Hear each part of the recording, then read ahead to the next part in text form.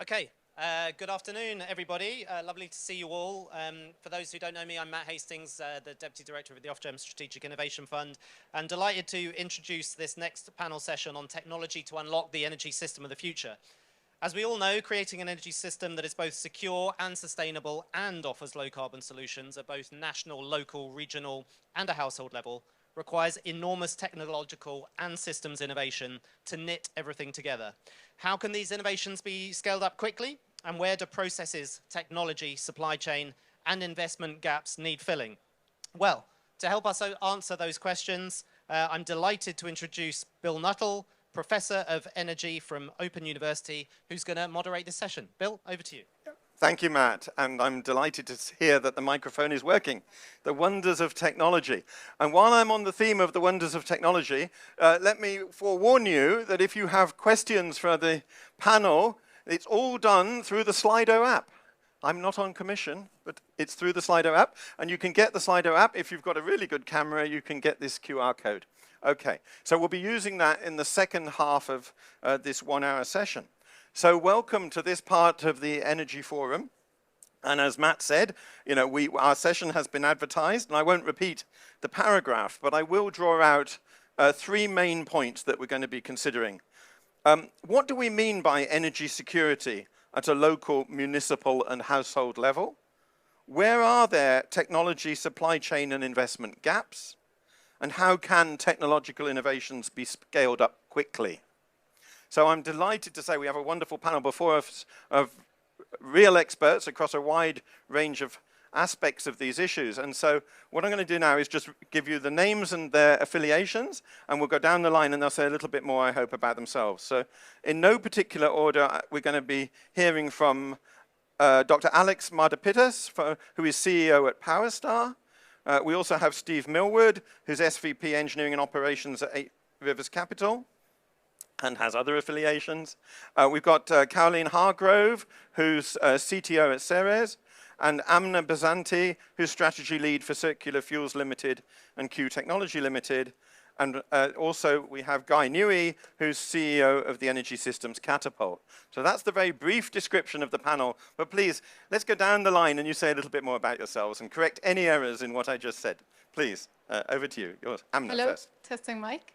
Works. Hi everyone, I'm Amna Bazanti, and yes, I'm the strategy lead for Q and our joint venture Circular Fuels. I work on commercializing Q technology, which is an advanced gasification technology that is a circular economy solution. So it takes different types of wastes and low-grade biomass feedstocks and converts them into syngas, which is a key building block molecule for further conversion into hydrogen, SAF, DME as an LPG substitute, and other fuels to help work towards the energy trilemma across energy affordability, security, but also sustainability. Super. Please, hand it on. Hi. I'm Alex Martavitis. I'm the CEO of PowerStar. Actually, I'm a chairman now. So we manufacture battery energy storage systems in Sheffield, and we have a factory in Bromsgrove. And we make microgrid controls, both the hardware and the software. We don't see a world in the future without a flexible asset like a battery or any storage solution within organizations, including homes. Thanks, Alex. Please. Hello, I'm Caroline Hargrove. I'm the CTO at Ceres. We are originally a startup from Imperial College. We make very efficient fuel cells and electrolyzers for green hydrogen. It's solid oxide technology, so it's very omnivorous in terms of fuels that it takes. And we work on hard-to-abate sectors like ammonia, green steel, etc. Hi, everybody. I'm Steve Millward. I'm the SVP of Engineering and Operations at 8 Rivers Capital. We're a climate tech company. We are focused on clean fuels and clean energy. Ultra-low carbon is what I will say. Focused on actually building out processes that actually capture all of the carbon or the majority of the carbon. I also work with government, so as an engineer, I think it's really important that we work closely with government so that governments understand technology and that they understand exactly how to write their manifestos and write their policies to support new technologies. Thanks, I'm Guy Newey. I'm Chief Executive of the Energy Systems Catapult. What the hell is a catapult? We are here to help companies, both small companies, SMEs who are trying to get into this space, and large companies who are just trying to transition. We're here to help them come up with new products, services, propositions into the market so that they can grow and make this huge transition real. We tend to focus on a few areas. So we tend to focus on the demand side, so buildings, homes, non-domestic areas, how places decarbonize, how different parts of the country are going to have to go on that transition, including energy security, as was mentioned at the start, but also how the hell all of this is going to fit together. How are these networks, how are we going to provide this flexible system that we all talk about and have been talking about for a long time, how are we going to make that real so that we have the secure energy system of the future? Super, thank you. So we're on time, and just to give you a sense of the plan of what's to come. So what we're going to have is a kind of structured dialogue within the panel for roughly 30 minutes, and then we're going to open it up to all of you for 20 minutes, right? So as I say, get ready with the Slido app, because that's how you're going to be asking questions that will appear on this tablet, and I will ask on your behalf, okay? So feel free to drop your questions in through the app at any point, either in the next half hour or during the explicit Q&A session. So as I said, energy security is one dimension of what we're going to be talking about through the next hour. And it's interesting, there are not so many sessions in Innovation Zero that mention specifically energy security. We're one of only a couple. And we're steered towards it with this particular sense of the local, the municipal, and the household. So one question is, what is energy security? Is it blackouts or, queuing up for petrol? Or is it high prices? Or is it a bit of both? To the panel, anyone want to jump in with what their sense of energy security is? Please, go ahead. Hi. The way I see energy security is that we're all used to pressing a switch and getting electricity. The lights go on. When the lights go off, we all have problems. And I think energy security for me comes in two ways. The ability to support the network and provide electricity to every household, to every business at all the times. And second is the price of electricity, because the price of electricity significantly affects those that cannot afford it, and therefore they haven't got the energy security that they should. Thank you. And please, go. Yeah, so it happens at different levels, and I guess the question is, what does it mean for innovation? So right now, as we all know in this room, we're in a supply crunch, right? The worry is we're not going to be able to get enough fuel because of what's happening in Ukraine into the system, and that is a genuine crisis. It's had profound effect on people's ability to pay their energy bill. It looks reasonably, well, certainly better than it was 12, 18 months ago, but still a long way to go. I think the security issue, which I worry about, and we at the Catapult think about more, is actually with the system that we're going to have in the future, where we're going to have largely a kind of with renewables as the backbone of that system. How are we going to make sure that that system is as reliable as Adam says, that all this, the experience of switching the light and the light coming on is not one that consumers are going to move away from.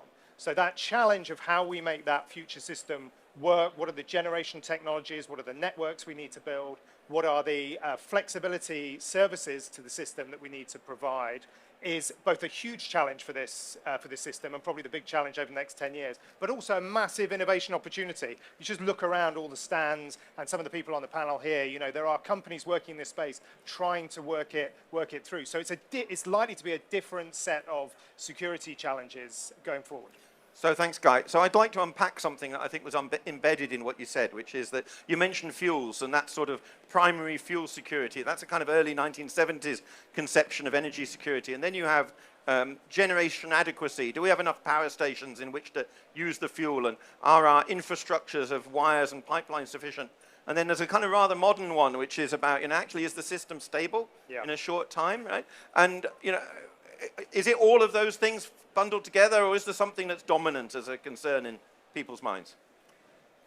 Well, it is all of those things. It's all of those dimensions and granularities going forward. As we move forward primary energy, fossil fuels, will still be important for a significant period of time, but they will become less important. So depending on how we generate electricity going forward. Yes.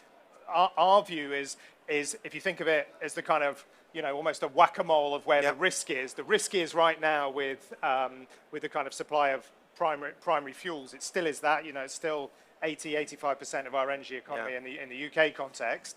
But in 20, 30 years' time, when we've got a much more electrified, much more renewable-driven system, the risk will be on the flexibility side. And that's why it's, again, such an exciting opportunity.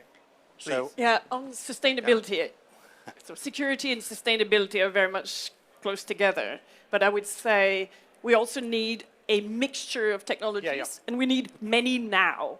We'll get resilience through a very wide set of technologies that will give you access to energy through either biomass. We were just discussing that before, as well as using, in some countries it will still be natural gas for a while because they're using coal, and we heard that earlier this morning, as well as moving to hydrogen. That's not going to be done immediately for the hard-to-abate sectors.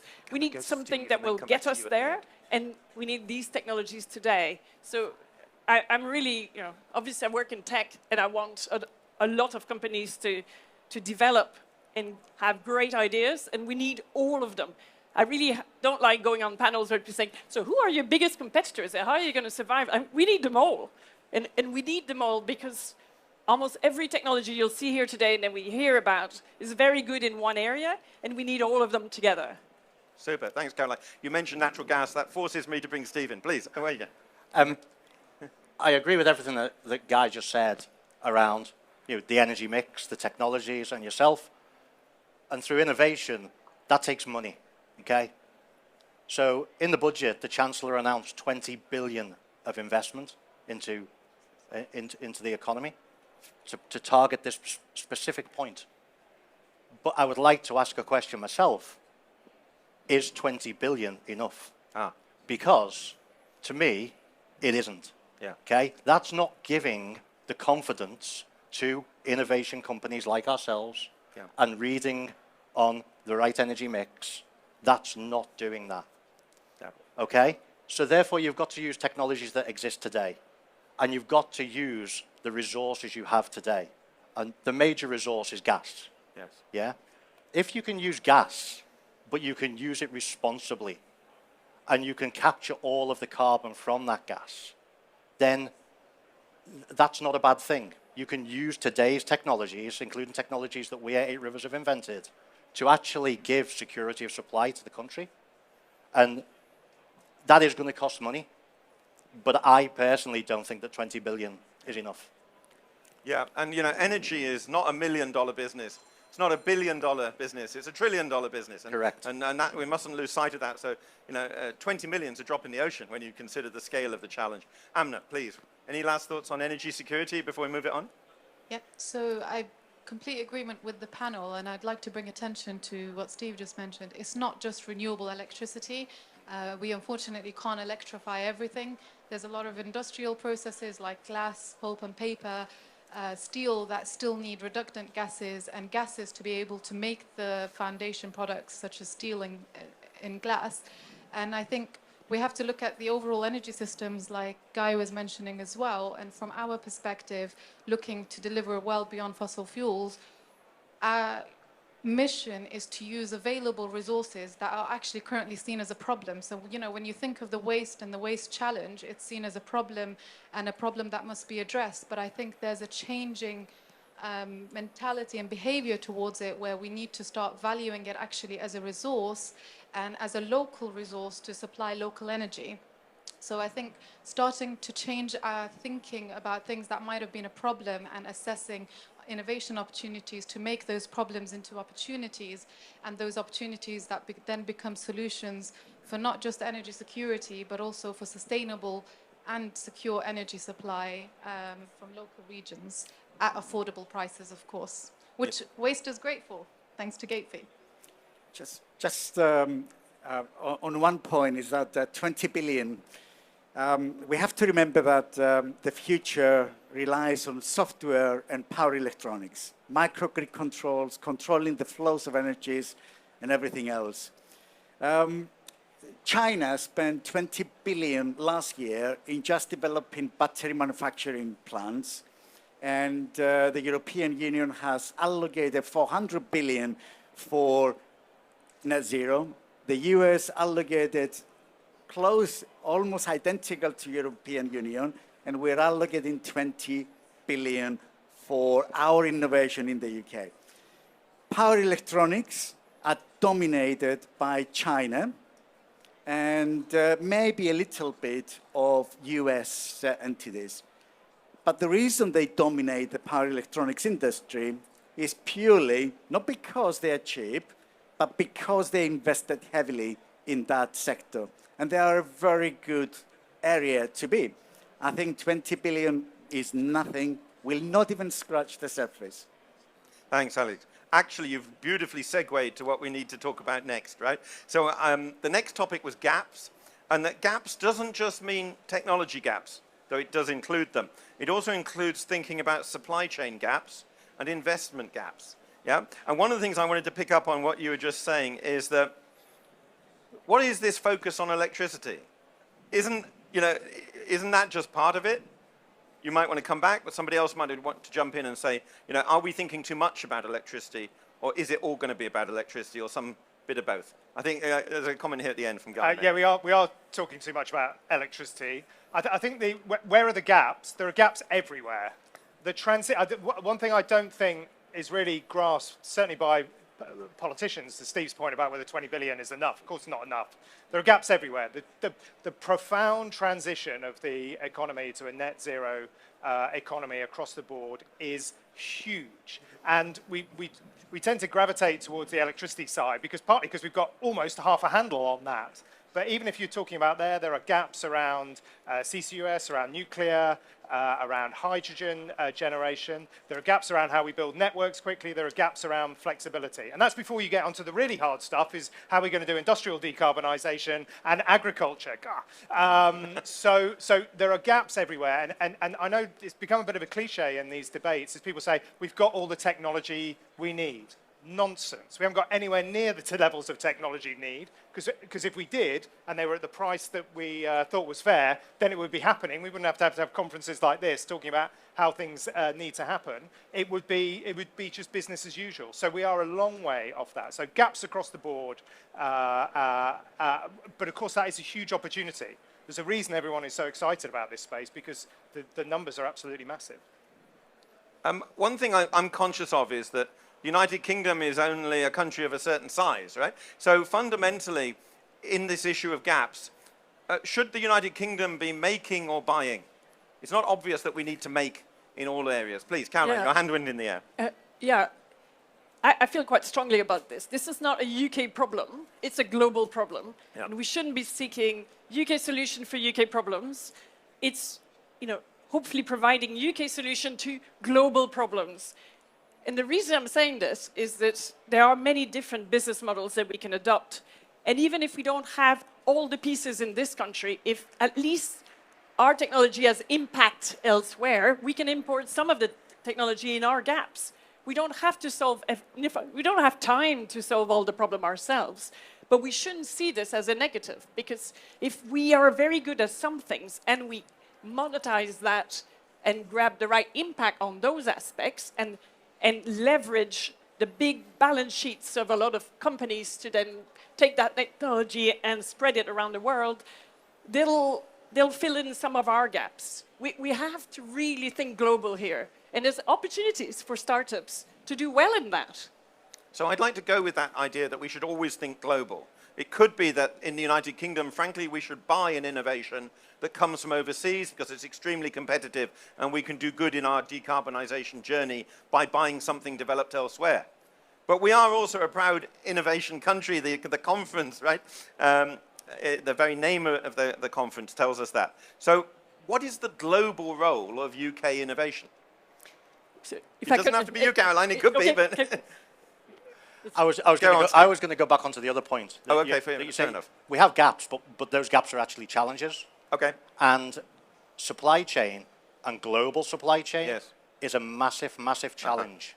Massive. Yes. And when you have things, and I know I'm going to come back to that 20 billion number, but when you have the Inflation Reduction Act, Yes. and you have that massive investment into the US, and projects in the US are now advancing faster Yes. than projects in the UK were 12 months ago. Yes. The US is stealing a march on the UK, and the UK is not a manufacturer at scale capable of this global challenge. So the UK really has to look outside of the UK for its supply chain. But the supply chain is now also looking at the US, because within the Inflation Reduction Act, there are benefits, tax benefits, to manufacturing in the US. So the focus now is really, really shifted across the Atlantic. And that is making the challenge in the UK even more. So to answer your question, you may be better looking at buying electricity rather than generating electricity. Right. But also, and I don't want to put words in your mouth, Steve, so correct me if I'm wrong here, but the question that I threw out based on the inspiration from Caroline was, you know, we do have an innovation budget, we do have an innovation capacity, and how should we deploy it? And what I'm hearing from you, Steve, is to understand the answer to that question, we mustn't just look within ourselves, we must look at what's going on elsewhere. Yes? Correct, yes. Okay. Yeah, Please, Caroline. I just want to come in on this one a little bit, is that there's other business models that allow us to be successful. We license our technology. If you think ARM, if you think Dolby, there's not that many that do that in the UK, but actually, you know, we employ 600 people. They're very good jobs. They're people with PhDs, and not just PhDs, but a lot of engineers, scientists, and people, big multinational, license our technology. So we're still bringing a big impact in the UK, even though we can't manufacture here, because they can scale up 10 times faster than we can, and we don't have the balance sheet to do this. But it's still good for our innovation space, and we need to capitalize on that. You know, sometimes, you know, we shouldn't just be looking at it thinking, oh, what a shame, you know, we're missing out. Let's go for it, because actually we are really good at innovation in this country. Okay. I'd like to come to you, Amna, actually, to close off this session. I'm afraid, Alex, we'll move on to the next part. But Amna, you said it last time you spoke, you reminded us that, you know, our agenda in this session is about local and municipal, and not just UK and not just global. So I know you want to say something now, but if you do bring it back to the local, I'd be really pleased. Whatever you want to say. I'll try to end it with the local, but I think in terms of ideas of innovation and between what Caroline and Steve were talking about, I think UK has a lot of innovation talent, and also has previously pushed innovation in a way that's been really successful. And I'm proud to say today that we're one of the success cases from UK pushing and funding innovation through the Energy Technologies Institute. So Guy, you might remember them very well. They no longer exist, but they were around a 400 million fund between UK government, BEIS, now DESNZ, and BP, Rolls-Royce, Shell, and E.ON.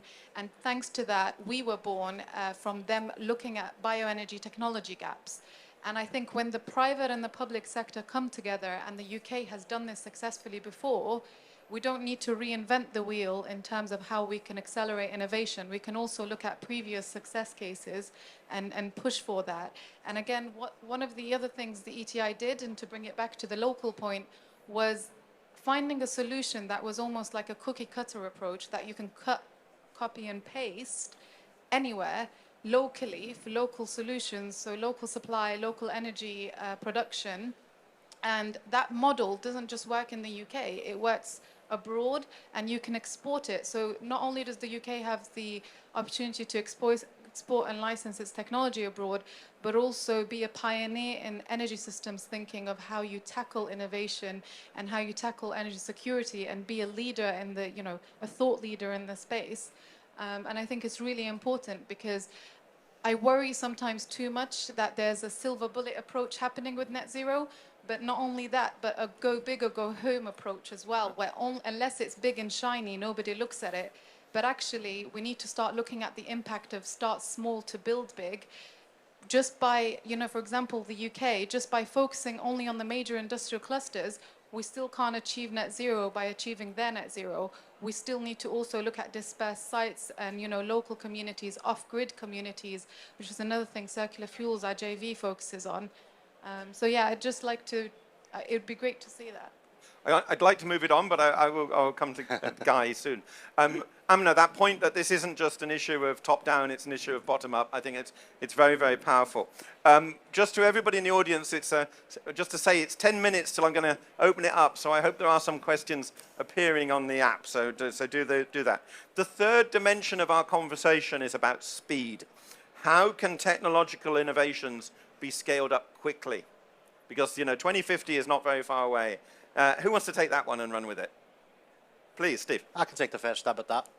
So when you start to look at innovation, you start to develop innovation, the finance community very much look at TRL levels. And they look at the technology readiness level of the innovation, and you've got to get them comfortable, okay? Technology development takes a long time. We know that. It took us 10 years to develop the Alan Fetfed cycle. It took us 10 years to get to a point where we had a demonstration facility that could demonstrate an advancement in power cycles, and that's too long. So now you've got to look at how do you take existing processes and rework that process to capture the carbon and deploy it now. So you need to start looking at how you can jump TRL levels, how you can take a component that is required for that process that is new, test that component, get the finance backers comfortable, and then push that component back into existing commercially proven technology to make that process better. Super. Amna, go ahead. I think you wanted to say something. Yes, and completely agree with Steve. And actually, Steve, you've almost summarized Q's approach to commercializing our own technology, where traditionally in biofuels and energy from waste, every project is bespoke. When it comes to innovation, and you eloquently summarize it, innovation takes not only a lot of money, but a lot of time. And we have a similar story. So we've been in development for over the last 10 years, and now finally have an operational advanced gasification facility, but it took 10 years. Now, in terms of how we're going to commercialize, we can't take another 10 years for every other project we're going to do. So I think one solution for new innovative technologies is modularization. And that also ties in with scale and speed to market. So our approach to commercialization, and I'd encourage other innovators looking to commercialize, is through building a standardized product that you can then scale up by buying 10 of it, rather than having to scale up the actual process, which comes with its scale-up risks. It comes with funder, aversion to funding it. It comes with EPCs not wanting to wrap it, not having a bankable project. But if you look at things which you can build them at a commercial scale, but modularize it, you then also, it's learning the lessons of wind and solar. Look at how wind was also able to reduce its cost. So not only if you modularize, you address the problem of de-risking the scale-up, you also can scale up by multiplying the modules, and last but not least, reducing the costs, because it becomes a standardized commodity. The more you sell, the less it costs. Just like who would have imagined wind will cost what it does today when it first started out? I'd like to move it on, and maybe that will link to what you want to say, Guy. Basically, I like asking provocative questions. I'm going to enjoy lobbing the next one in, right? So arguably, we're now halfway through the 60-year decarbonisation journey. Started in 1990, and 2050 is an important date. We're halfway through, right? So is government becoming less important? Is government assistance needed for what we need to do next? Or should government, frankly, get out of the way? Sorry, that won't come. Then we'll come to you guys. Alex, that woke up Alex. I think government has a seriously important role to play, because innovation is very rarely funded by people that want to take a risk. So government needs to be there as an innovator funder for technologies, regardless of what that technology is. We are in the energy space, in the microgrid space, but whatever that technology is, the government needs to put their money in innovation. If we don't have the government supporting innovation, then significant number of good ideas will die, because they see this as commercial, and funding organizations see them as a serious risk. I think that's a wonderful handover to Guy. Please, come in. So if you look at the history of energy innovation and what Amna and Steve and others were talking about, it exactly follows that through. It takes a long time, right? You know, shale gas, probably the greatest kind of innovation over the last 30 years, with all the downsides of it. But everyone goes, oh, what an overnight success that was. Yes, after 30, 40 years of patient government support through credits and various different elements. It takes a long time for some of these big technologies to come to market. Interesting question of whether digitalization is actually going to speed up some of that, but I think that's still to be proven. So therefore, what's the role of government? Well, yes, it's putting as much money as it can afford into the kind of innovations over a long period of time. But even more important than that is creating the market frameworks which are going to give confidence to people investing in the kind of companies we've got up here and the companies we work with in at the Catapult, that there is going to be a genuine market pull for it. Because if you've got confidence that there's going to be some customers for your idea, for your innovation, yeah, you've got to prove the technology's working. Of course, you know, that takes time. But much, much better is there are going to be customers there. There is going to be a real market there. And that is a scale above anything that government can afford on the innovation support. I just want to add to that, because one of our big licensees is Doosan in Korea. The Korean government have put a massive demand on their products. So they're buying in advance on the fuel cells that they're building. They're building a factory now. They sold in advance their first year of production because the government wants to decarbonize. So they have given them orders, and therefore there's an incentive for the companies to actually build the factories for it. Yeah. And that's one of the ways that the government can be really helpful. Yeah. Right, so we're going to hand this over to the audience in about 90 seconds' time. Does anyone from the panel want to make one last comment about any of the three dimensions we've talked about? Or shall we let rip and let the see what the questions are? Can I just add on that, pick up the point that Amna was going to say? So first of all, with lots of the ETI refugees are at the Catapult with us now. Still a few of them lingering around and continuing to do some fantastic work. Just on the local side, which I think is to pick up, right? Lots of the challenges we're talking about in terms of decarbonisation are local, right? You've got to think about the building stock, the transport system, the state of the gas grid, the electricity network, etc. And right now, we don't really use that as a useful unit to think about decarbonisation. So that's one of the big challenges that we see from a policy point of view and also a delivery point of view going forward. Super, super. I've got an interesting message on the tablet here. It says, disconnected, trying to reconnect, try now. So, and it could be that there's an absence of questions, or it could be that they're in cyberspace. I suspect they're in cyberspace. Let's see what's on this tablet. Yeah. This is the backup. There's a very important lesson for energy policy. You need backup. And there are questions, don't worry. Okay, let me have a quick look, see. Okay. Those of you who know me know that I do quite a bit on nuclear power, and I resisted the temptation to mention it, but somebody else has. Because most of the questions are anonymous, I'm going to respect anonymity on all the questions. I hope people don't mind. What role does the panel see for new nuclear, particularly small modular reactors and advanced modular reactors in a flexible grid? Any thoughts on new nuclear? Please, Alex. I believe in nuclear. I think nuclear has a future, and hopefully a greater future as we move on. Small, portable nuclear reactors, if we can call them portables, are absolutely amazing technology to utilize in organizations. I know of a project that is happening in Portsmouth on the Naval Yard, which is a Rolls-Royce nuclear reactor on that side. An amazing project for decarbonization of, if they get planning permissions and everything else that goes with it. But I do believe in nuclear reactor has a serious future for the decarbonization and security of electricity on the planet. So let me just comment. We have no shortage of questions. So I suggest that we don't have every panel member comment on every question. I'm going to move it on because I think the next one's going to be of quite some interest. How do we move from the traditional energy sector mindset that starts with the technology to one that starts with the consumer? Hallelujah. I mean, that's the biggest change that needs to happen over the next 10 or 15 years. And if we're being completely frank, the energy sector has not really worried about the consumer or load, as they refer to them.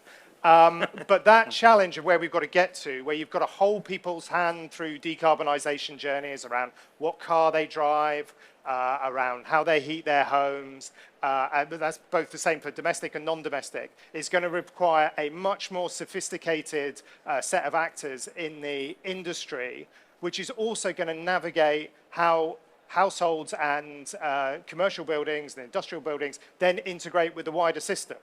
And that's not the world where we all become mini energy traders and I sit there at night and decide to turn the lights off because you know, there's been a spike on the system or wind's a bit low that night. It's how does all that happen in a seamless way in the background where I get a little bit of benefit, etc. So it is totally flipping around the way that we've tended to think about it. And, you know, we've fallen into this trap on the panel with, like, arguing about nuclear power and the role there. But actually, the other side, the demand side, is much more exciting, much more interesting.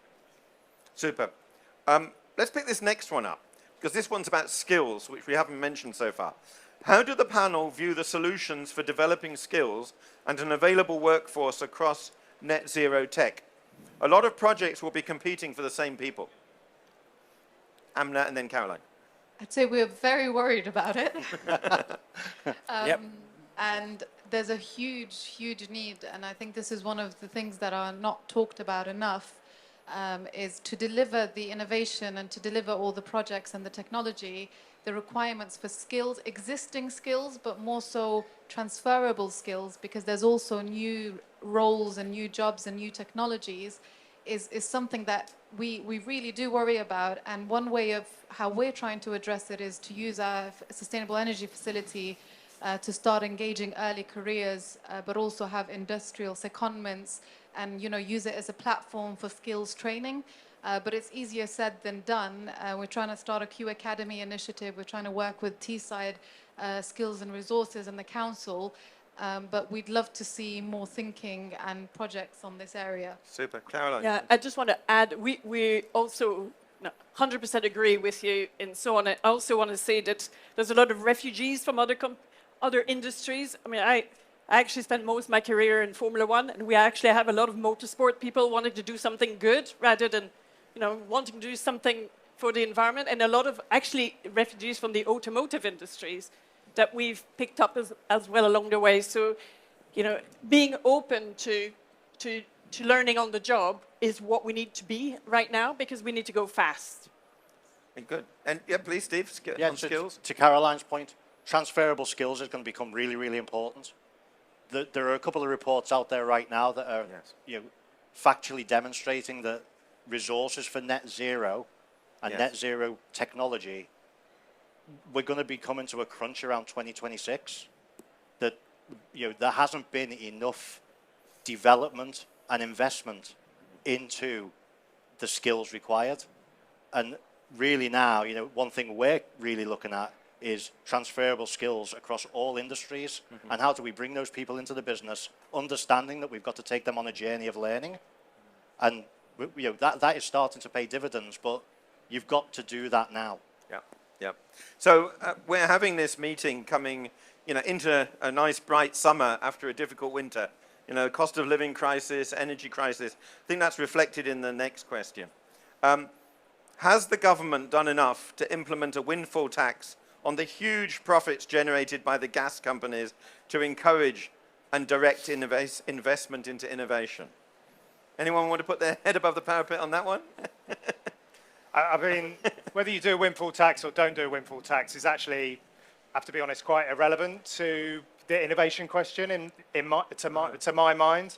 You know, there are obviously been you know, windfalls generated because of what's happened, and then it's a political question.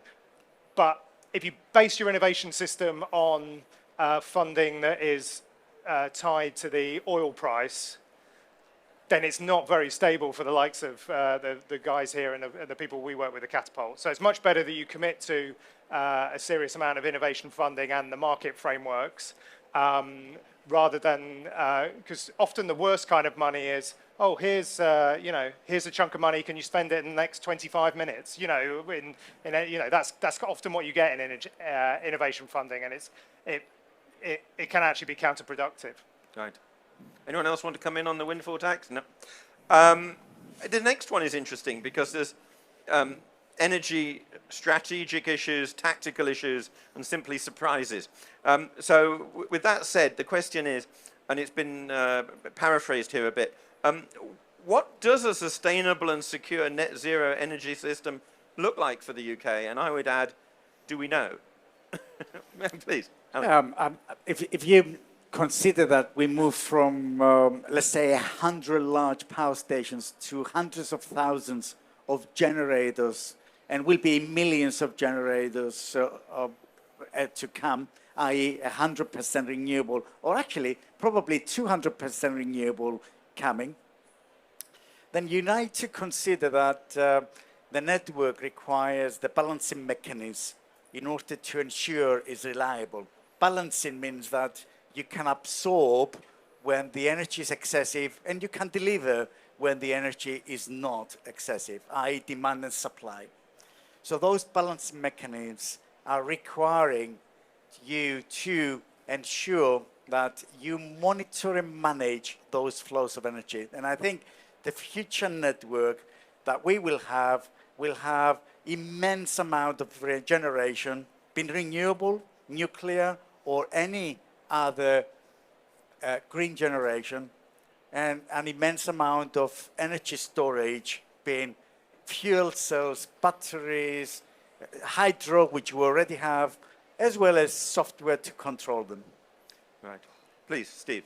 I think if you're looking for the end game, then the answer has to be nuclear, and most probably nuclear fusion. And the work that the UK government and the investment that the UK government are putting into the fusion program is phenomenal. Yeah. They've just announced the site at West Burton. They're working hard to get that, from the work that's being done at Culham. Yes. And the momentum around fusion right now, given some of the breakthroughs and some of the private companies that are coming through, I think when you actually look at the end game, the size of those plants and the amount of generation they can put on the grid that is secure and sustainable is massive. Yeah, yeah. The emerging UK fusion cluster is globally significant, Yes. isn't it? There's a question here that's attracted quite a lot of interest in the room that taps into something that I had as a question I didn't ask earlier. My version of the question was, do we need new policies or consistent policies? But it's expressed in the room as, one of the major blockers in investment is the uncertainty in the UK regulatory framework. What is the panel's thoughts on Ofgem, FSO, DESNZ, etc.'s role now? I could talk about this for hours. I hope you got a clear afternoon. I mean, so few points to say is that absolutely we do not have the market structures in place across the whole energy system which are fit for purpose for what we need to get to, right? There are the incentives are nowhere near what they need to be to give clear signals to investors, to companies, etc.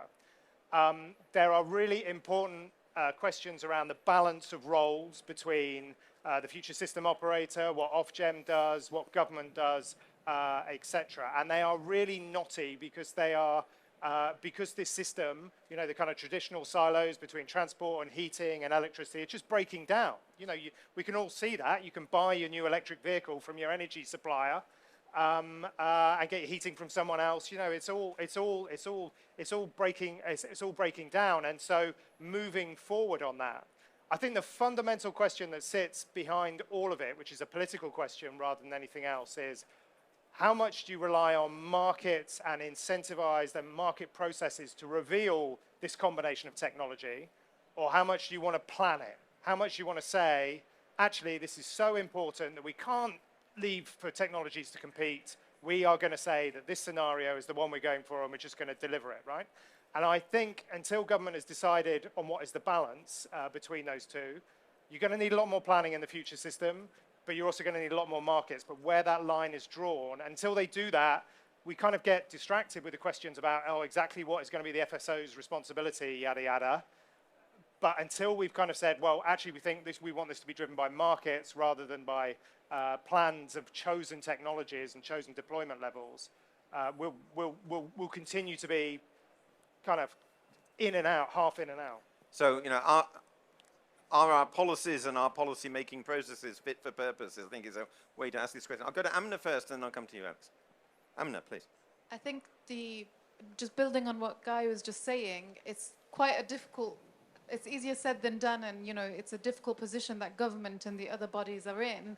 But I think as Q, from our point of view, and to an extent from a point of view where we're not technology agnostic because we're a particular technology, but what we are is molecule agnostic. So whether it's the heating sector, whether it's the transport sector, we work with major off-takers on both industries. And one thing we're seeing that concerns us is we don't think that what those bodies should do is pick a winner.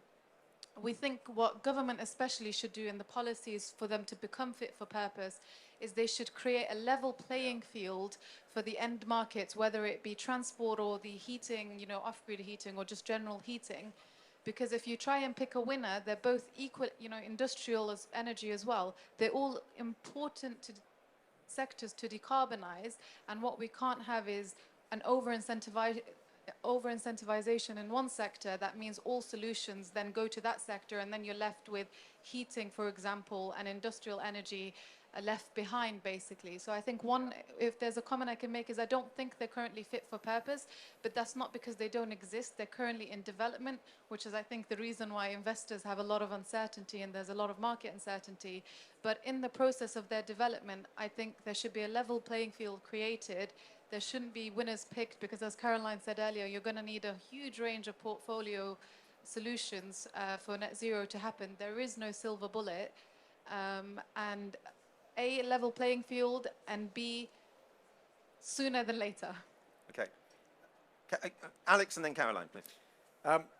I'm completely I think the UK will never achieve net zero in the current way we have the distribution network operators and the national grid restricting the generation of renewables. There are currently 23 gigawatts, that's the average electricity demand in the UK, waiting in a queue with dates.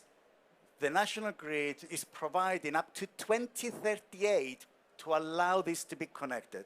We are not in a country with a network fit for purpose for a net zero. And unless we change the policies and put investment into this, they will be actually achieve net zero.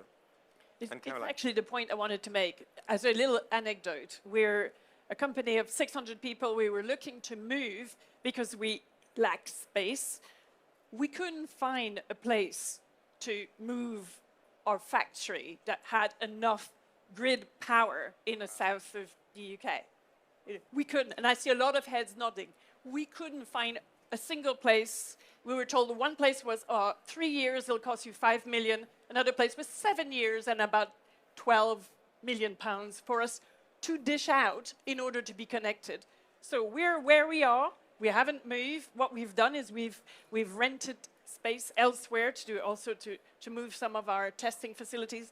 It's not conducive to actually really be technology innovators when we're constrained like this. So I'm 100% with Alex.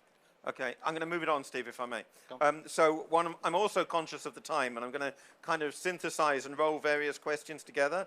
We had a question that came in which said, how does the panel see the balance between policy challenges versus funding challenges for UK energy security? I think we've tended to touch on that, so forgive me to the questioner if I don't return to that point. We had a specific technology mention, a cry out for anaerobic digestion, in the sense, why has the panel not mentioned it? Invite them to jump in a second if they think we should have said more. And then there's a question here that's quite interesting that starts from a specific and goes to a rather important political point. It says that the supply chain for cabling is a key risk. Other countries are paying twice as much and getting cable fast.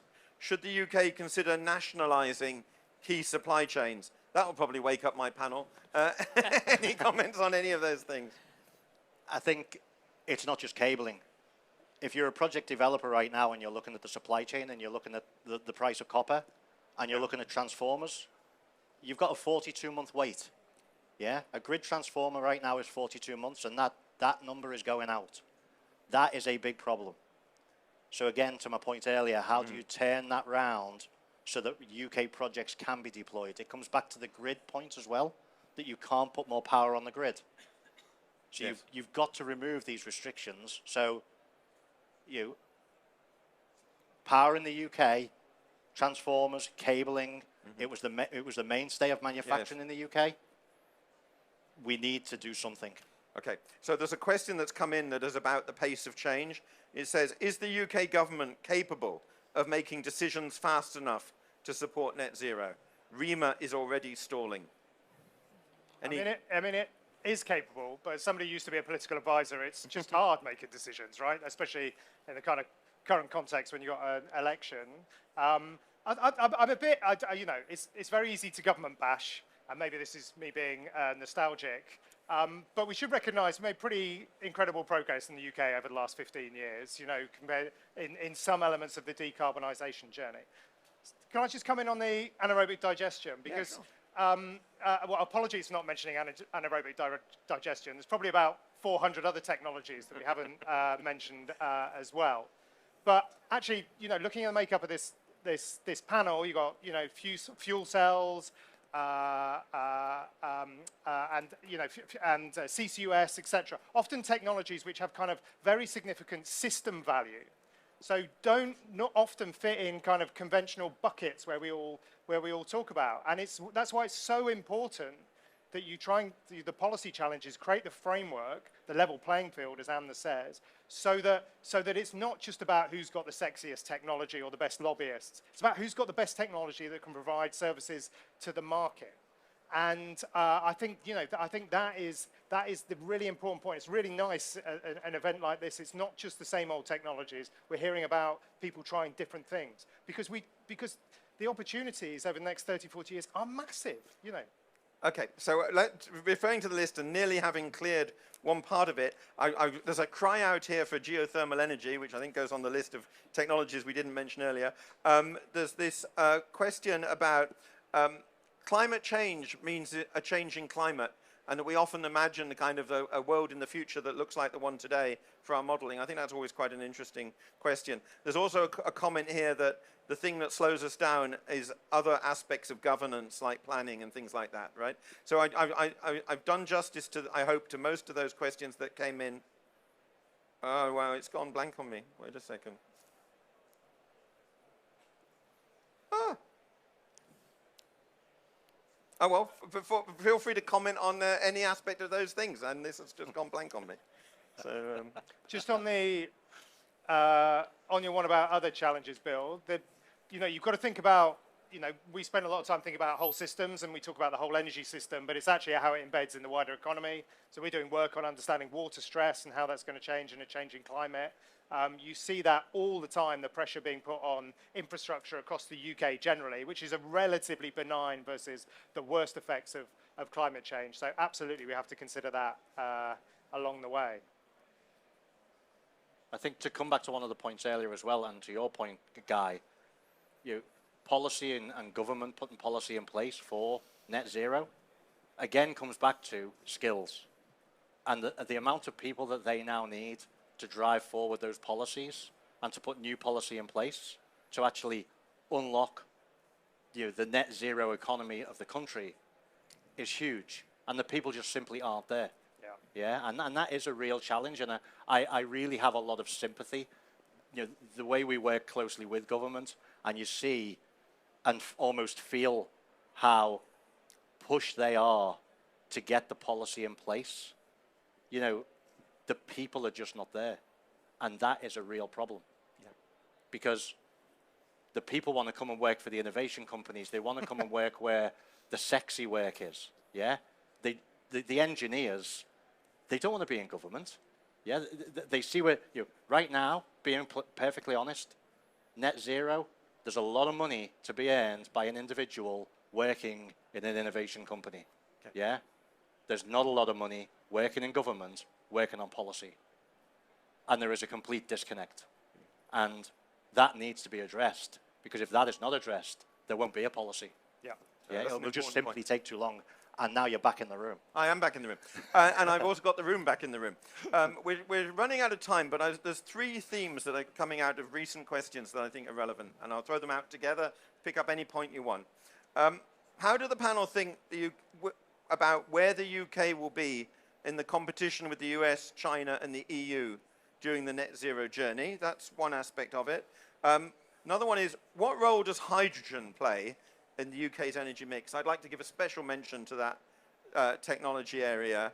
And the last point is about energy supply and demand, and particularly in electricity, the notion of synchronicity and response times. We maybe haven't talked about that enough either. So please feel free to pick up any of those dimensions as our final comments from the panel. I'll just jump in on the hydrogen. We will not achieve net zero without hydrogen. We need the molecules. As Amna was saying, there's many sectors that use hydrogen now, all fossil fuel based. We need hydrogen, but we need it to decarbonize the hard to abate industry. That's what we should use hydrogen for. That's what we need it for. I would just add to completely agree, and I think there's a lot of hydrogen hype, but I worry that the hydrogen hype is focusing too much on emerging uses of hydrogen, that then it becomes unrealistic, or too much focus goes on that, and the existing users of hydrogen then become forgotten. So I think, so we are, and we're funded also by the government to build and demonstrate waste to hydrogen with carbon capture, and we're doing extensive work on the downstream and applications, and we're trying to focus on the low-hanging fruits, but we're seeing incentives in emerging uses of hydrogen rather than existing users of hydrogens, even in the hydrogen business models. So I would say I think hydrogen has a very important role, but we must be very selective and prioritize correctly the uses and end applications for it. So what I'd like to do is I'd like to try myself to synthesize some of these other dimensions and then throw it back to the panel for one last thing. So the synchronicity and the moment-by-moment balance of the system is, of course, a historic electricity consideration. But there's also another electricity consideration, which is frequency stability and the need to keep the system stable. So I do think that is part of the energy security future. But you know, I think that my sense is that is manageable. The issue about EU, US, China, and the UK, we talked about that looking externally for what others are doing, what others have, the gaps that we see in the world where we have a strategic advantage, and things that we should be importing to deliver decarbonization at home. And I do detect a significant enthusiasm on the panel for hydrogen, but aligned to an electrification agenda as well.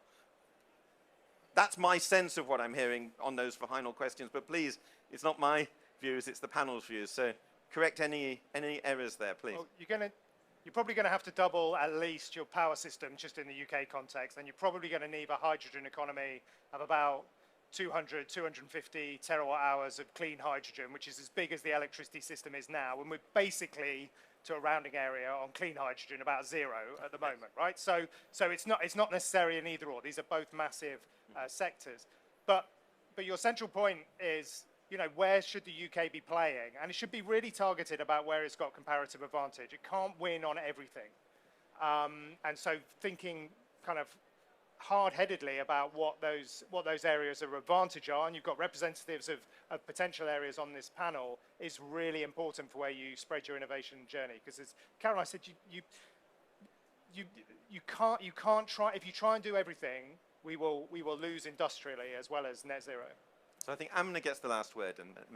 And just on a note, is you can't just make hydrogen from electricity only, and I think that's one thing UK is not realizing enough, is I think every time, and even the hydrogen business model are heavily catered to hydrogen from electrolysis, but comes back to my point earlier, there are other production pathways of hydrogen, including waste. So waste and biomass to hydrogen are also a method of greenhouse gas removals and one of the limited pathways for negative carbon technologies and molecules.